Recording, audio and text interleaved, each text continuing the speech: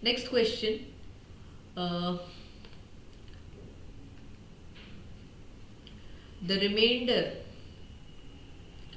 when 3 raised to 333 is divided by 11 is what? So it was a very easy question. Direct application of remainder theorem. You need to use Little Fermat's theorem.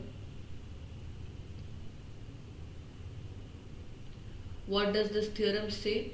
If a raised to p minus 1 is divided by p, then the remainder of this is 1, given that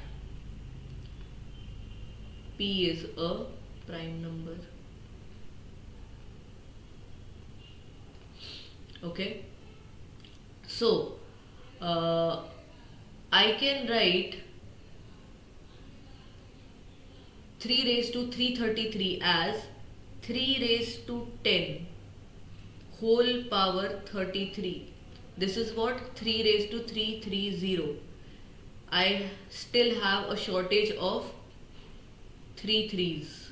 So I'll just write it down like this. Upon 11.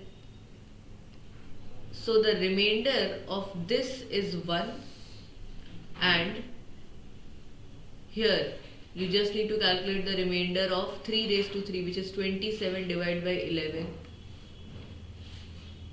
11 twos are is 22, so the remainder is 5. So option 1.